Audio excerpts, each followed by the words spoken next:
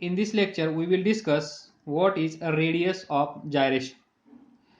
यापूर्वी आपण moment of inertia प्रत्येक बॉडीचा कसा फाइंड करायचा ते आपण लर्न केलं.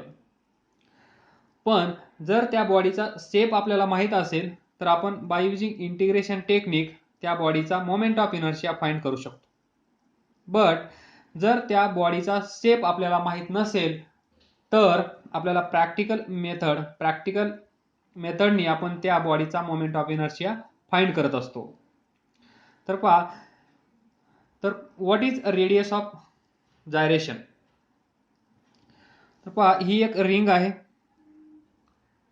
आणि ही आहे डिस्क. तिला थोडंसं असं काढतो आणि डिस्कला असं थोडं व्यवस्थित दिसेल. दिस इज डिस्क और सर्क्युलर प्लेट आणि ही रिंग. तर पहा, रिंग मध्ये total mass of this ring is at its rim. ही जी रिंग आहे या रिंगचं टोटल मास कुठे आहे? या रिमवर. ही जी एज आहे या एजवर टोटल मास या रिंगचं आहे. This is axis, this is axis. तर याच्यामध्ये पहा, where as in disk circular प्लेटमध्ये टोटल मास ऑफ डिस्क कुठे आहे? Throughout. हे टोटल मास आहे, ही प्लेट आहे. प्लेट म्हणल्यानंतर तुम्हाला समजून येत असेल, प्लेट म्हणल्यानंतर तुम्हाला लवकर समजून येईल. टोटल भरीव पार्ट प्लेट लाईक दिस. टोटल ही पूर्ण कशी आहे? भरलेली. तर याप्रमाणे. आणि रिंगमध्ये इथे काहीच नाहीये, मटेरियल नाहीये. टोटल मटेरियल इज ॲट रिम. इथे टोटल मटेरियल ऑफ डिस्क और circular plate is through out. तर या दोघांमध्ये डिफरन्स काय पहा. इथेच तुम्हाला ही कन्सेप्ट समजून जाईल. What is radius of gyration. तर रेडियस ऑफ जायरेशन आपल्याला काय सांगत असते? ही जी बॉडी आहे, जी बॉडी आपण कन्सिडर करतो, मग ती रिंग असेल, डिस्क असेल, हॉलो सिलेंडर असेल, हॉलो स्पियर असेल, जे काय असेल ते, त्या बॉडीचं टोटल मास पहा, हा वर्ड लक्षात ठेवा. Total mass is concentrated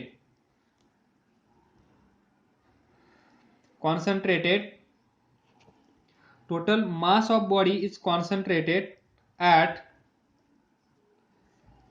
this distance from axis of rotation. तर पहा, total mass of body is concentrated at this distance. म्हणजेच पहा, रिंगमध्ये या रिंगमध्ये टोटल मास कुठे आहे? या रिमवर. इथे this is total mass of ring from axis of rotation. ही आहे ॲक्सिस ऑफ रोटेशन. हे डिस्टन्स म्हणजे काय असेल याच्यामध्ये? रेडियस. तर पहा, या ॲक्सिस पासून हे मास एवढ्या डिस्टन्सवर आहे. याचा अर्थ इथे radius of gyration is given by letter K. तर पहा, मग इथे K is equal to R असेल. म्हणजेच रेडियस ऑफ जायरेशन आपल्याला काय सांगत आहे? ती जी बॉडी आहे त्या बॉडीचं जे टोटल मास असेल, आपण म्हणतो whole mass of the body is concentrated at point. म्हणजे इफेक्टिव्ह मास त्या बॉडीचं कुठे असेल? That is total mass of the body is concentrated at particular point, particular distance from axis of rotation. ही जी ॲक्सिस आहे या ॲक्सिस पासून हे मास कुठेतरी, इफेक्टिव्ह मास त्याला आपण म्हणतो, आणि तेच मास ज्या ठिकाणी आहे, समजा या रिंगमध्ये इथे आहे, तर इथे रेडियस ऑफ जायरेशन किती असेल? k is equal to r. That is radius of gyration in ring is k is equal to r. म्हणजेच रेडियस हे मास कुठे आहे पहा, ॲट अ डिस्टन्स r. म्हणजे थोडक्यात रेडियस ऑफ जायरेशन ज्यावेळेस तुमच्या समोर हा वर्ड येईल त्यावेळेस तुमच्या डोक्यामध्ये कोणतं पिक्चर तयार झालं पाहिजे, या बॉडीचं टोटल मास जे असेल ते कॉन्सन्ट्रेटेड कुठं झालं आहे, त्या पॉइंटला, त्या डिस्टन्सवर फ्रॉम ॲक्सिस ऑफ रोटेशन. ही सर्क्युलर प्लेट आहे. या सर्क्युलर प्लेटमध्ये तुम्ही सांगू शकणार नाही की total mass of the body is concentrated at which point. तर तो डिस्टन्स आपल्याला कोण देईल, तर हे देईल रेडियस ऑफ जायरेशन. तर पहा याची डेफिनेशन समजली असेल तर, and this is given bye moment of inertia is given by m r square, mass into radius or perpendicular distance square. Then हा मास जिथे असेल फ्रॉम ॲक्सिस ऑफ रोटेशन ते डिस्टन्स त्याचा square. Very similar to this moment of inertia is given by m k square. Mass mass R इथे पहा, रिंगसाठी पहा R is equal to K आहे, तर इथं आपण लिहिलं K, that is I is equal to M K square. इथेच मॅच होतं, हे प्रत्येक ठिकाणी मॅच होणार नाही, आपण डिटेल्समध्ये पाहत जाणार आहोत पुढे, तुम्हाला समजून जाईल. फक्त इथे ते मॅच होतं. टोटल मास रिंगमध्ये रिमूव्हर आहे म्हणून या केसमध्ये K is equal to R येतं. तर ही डेफिनेशन इथे एकदम परफेक्ट होते. I is equal to M R square is moment of inertia, आणि इथे पण पहा moment of inertia in terms of radius of gyration. I is equal to M K square. From this K is equal to K square is equal to I by M, sorry, तर K is equal to I by M square root of this is the radius of gyration. आणि हा formula आपण कुठल्याही शेपला apply करू शकतो, आणि त्यावेळेस आपल्याला त्या बॉडीचं टोटल मास कॉन्सन्ट्रेटेड कुठे होतं ॲक्सिस ऑफ रोटेशन पासून ते आपल्याला इथून भेटेल. तर थोडक्यात काय सांगायचं आहे, जर के ची व्हॅल्यू जास्त असेल, के ची व्हॅल्यू जर जास्त असेल तर मास कुठे असेल, mass will be at farther point. म्हणजे जेवढं के जास्त तेवढं ते टोटल मास जिथे कॉन्सन्ट्रेट होणार आहे ते किती असेल, दूर. इथेच पहा के जास्त असेल, आर जास्त असेल, मग ही रिंग अशी असेल.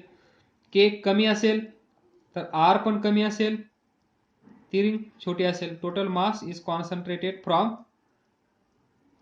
Axis of rotation. In short या डिस्कशनवरून तुम्हाला लक्षात काय ठेवायचं आहे, रेडियस ऑफ जायरेशन म्हणल्यानंतर लगेच आठवलं पाहिजे total mass is concentrated at particular distance from axis of rotation. This distance is radius of gyration. Now आपण एक एक शेप घेऊया, एक एक बॉडी घेऊया आणि प्रत्येकाचा रेडियस ऑफ जायरेशन किती येतो ते पाहूया. तर पहा, फर्स्ट रिंग, रिंगचा मोमेंट ऑफ इनर्शिया घ्यायचा, I is equal to M R square, आणि रिंगचा moment of inertia in terms of this radius of gyration M K square. तर हा पण मोमेंट ऑफ इनर्शिया आहे, हा पण मोमेंट ऑफ इनर्शिया आहे. रिंग सर्व लेक्चर तुम्ही पाहिले आहेत असं कन्सिडर करतो. ही असेल रिंग, ही असेल ॲक्सिस ऑफ रोटेशन, तर पहा दोघांना इक्वेट करा. mr² is equal to mk². m cancel, तर k² is equal to r². So k is equal to r. तर रिंगसाठी radius of gyration and this radius is same. Next, moment of inertia about tangent to this ring. Second case, ही ring असेल, axis of rotation ही त्याची tangent. तर इथे moment of inertia किती असतो टँजेंटला? Tangent to the plane and axis perpendicular to the plane. ही जी ॲक्सिस आहे ही या प्लेनला कशी आहे? परपेंडिक्युलर. ही ॲक्सिस याला पॅरलल असली पाहिजे, म्हणजेच प्लेनला परपेंडिक्युलर, आणि ती टँजेंट पण असली पाहिजे. या केसमध्ये मोमेंट ऑफ इनर्शिया किती असतो? मागचे लेक्चर पहा, 2mr² and moment of inertia in terms of radius of gyration mk². तर या दोघांना इक्वेट करा. 2mr² is equal to mk². m cancel, तर k ची व्हॅल्यू किती येईल? √2r² डिवायडेड बाय काहीच नाही 1. तर पहा √2r_k.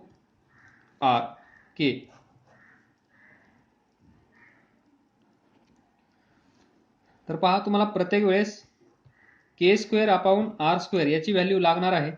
तर इथून k²/r² किती येईल?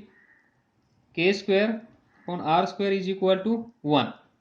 ही व्हॅल्यू पाठ करून ठेवायची आहे, नाहीतर मग सर्व फॉर्म्युले पाठ करा, या मेथडनी कॅल्क्युलेट करा, मग तुम्हाला 1 भेटेल. आणि जर तुम्हाला पाठ असेल k²/r² इज इक्वल टू 1 असतं रिंगसाठी, जेव्हा ॲक्सिस सेंटरमधून जाते तेव्हा, या सिच्युएशनमध्ये त्याची व्हॅल्यू 1 असेल k²/r² ची, तर well and good, no problem. इथे पहा k²/r² is equal to 2. k²/r² is equal to 2 हे असेल हा दोघांचा ratio. Otherwise radius of gyration is √2 times radius of this ring. Then third, moment of inertia about diameter. This is ring, this is diameter. The moment of inertia about this diameter is mr²/2 for ring, whereas moment of inertia in terms of radius of gyration किती? mk². हे fix असेल. फक्त काय करायचं तुम्हाला? या दोघांना compare करायचे. mr²/2 is equal to mk². m cancel, r² इकडे जाईल, तर 1/2 k²/r². इथून तुम्ही k ची व्हॅल्यू पण फाइंड करू शकता. k²/r² is equal to 1/2. From this k² is equal to 1/2 r², k is equal to 1/√2r. In this way तुम्हाला प्रॅक्टिस करायची आहे प्रत्येक बॉडीची, प्रत्येक केसची.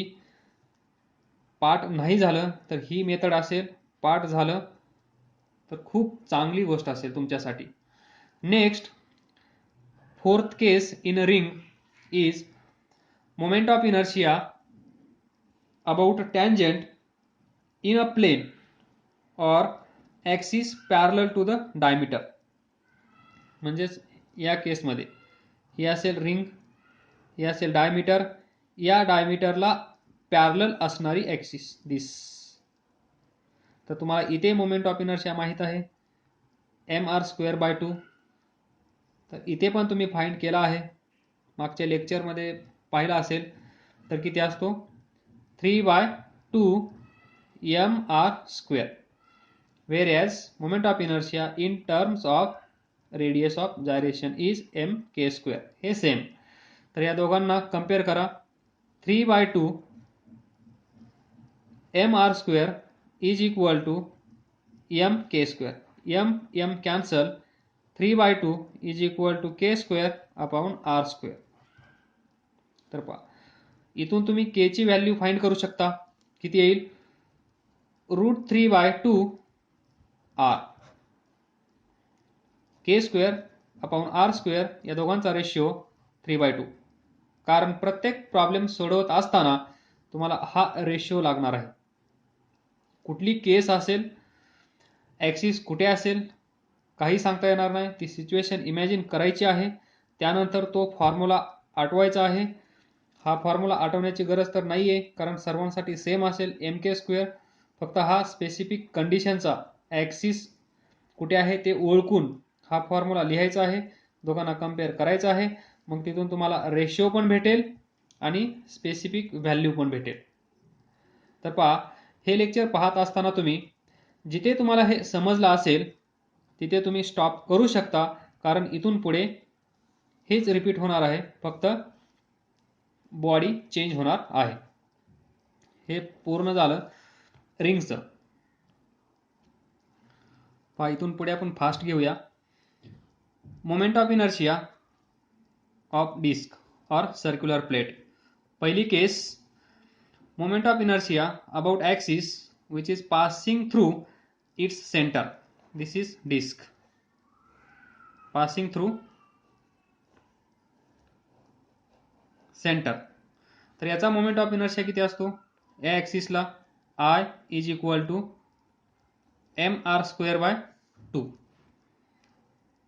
so mr²/2 is equal to mk². mk² हे तुमच्या लक्षात येत असेल. आता कुठून येत आहे, definition of radius of gyration. So इथे लिहून ठेवतो, I is equal to mk² और k² is equal to I/m, k is equal to √I/m. तर पहा, m कॅन्सल, r² इकडे जाईल, तो 1/2 k² upon r². This is the ratio. तर k इज इक्वल टू किती येईल, square root 1/√2 into r. Next case, moment of inertia of disc about diameter. This is disk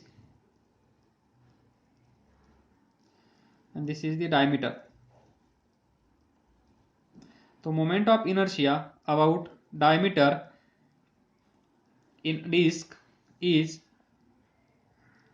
mr²/4 and I is equal to mk². Compare करा, mr²/4 is equal to mk². m cancel, तर k² upon r² किती येईल, इकडे जाईल 1/4. इथून k ची value किती येईल, r/2 square root k r2. Third case, moment of inertia of disc about tangent and parallel to the diameter. Tangent असली पाहिजे आणि ती डायमीटरला पॅरलल असली पाहिजे. म्हणजे ही केस, ही डिस्क, ही डायमीटर आणि ती ॲक्सिस असेल इथे, पॅरलल टू डायमीटर. पहा, या दोन ॲक्सिस एकमेकांना पॅरलल असल्या पाहिजेत. त्याच वेळेस ही ॲक्सिस या सर्क्युलर प्लेटला टँजंट असली पाहिजे, टँजंट. तो इथे मोमेंट ऑफ इनर्शिया किती असतो, I tangent is equal to, पहा टँजंट दोन प्रकारचे असू शकतात. ही डिस्क आहे, ही एक टँजंट ही डिस्क आहे, ही एक टँजंट. ही टँजंट म्हणजे ॲक्सिस ऑफ रोटेशनला पॅरलल, ही टँजंट म्हणजे डायमीटरला पॅरलल. ह्या दोन केस व्यवस्थित समजून घ्या. I tangent is equal to 5/4 mr square. तर पहा 5/4 mr square and I is equal to mk square.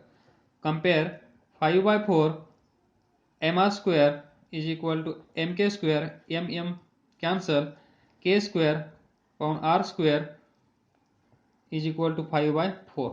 From this k is equal to √5/2 r. हे आणि हे. तर पहा लास्ट केस,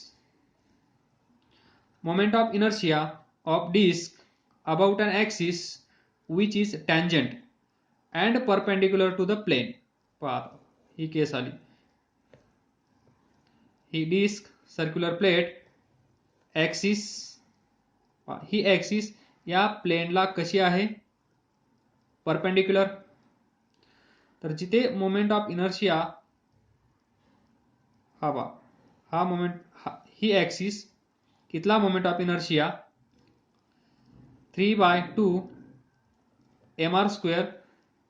ही ॲक्सिस या प्लेनला कशी असेल? Perpendicular.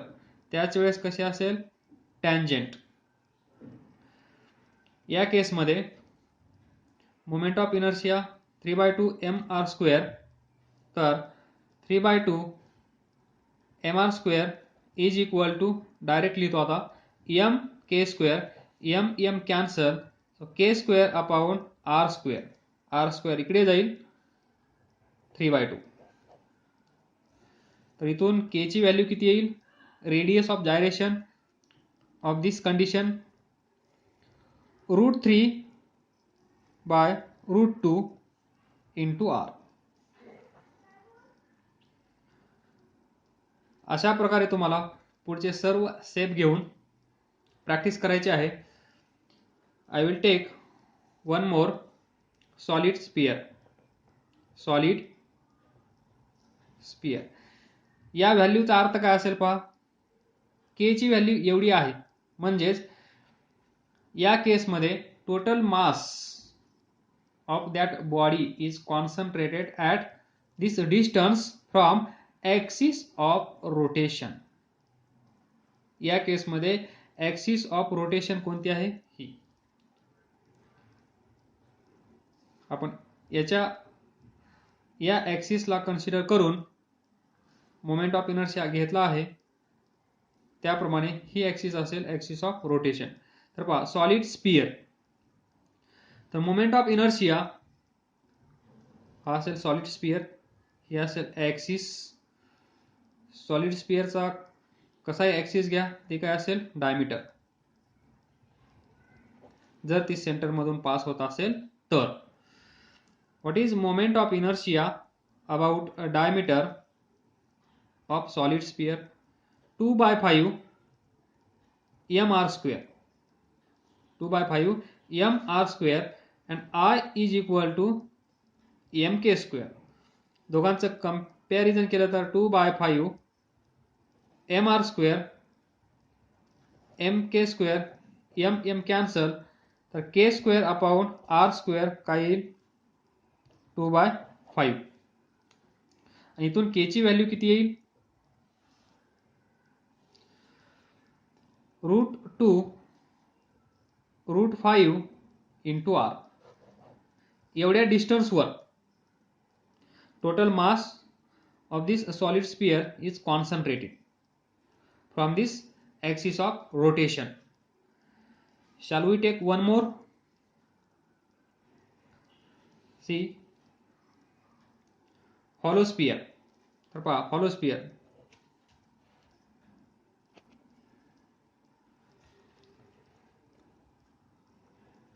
hollow sphere. So moment of inertia of hollow sphere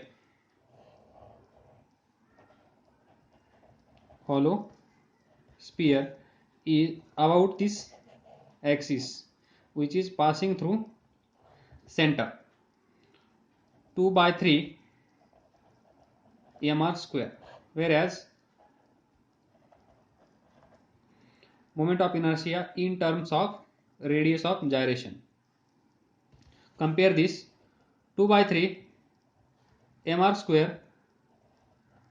mk square, cancel, so k square upon r square is equal to 2/3. From this k is equal to root 2/3 into r. अशा प्रकारे तुम्हाला प्रत्येक बॉडीचा के find करता आला पाहिजे. के म्हणजे radius of gyration आणि रेडियस ऑफ जायरेशन म्हणजे त्या बॉडीचं total mass, effective mass, axis of rotation पासून किती दूर आहे हे सांगणारा नंबर म्हणजे के थोडक्यात.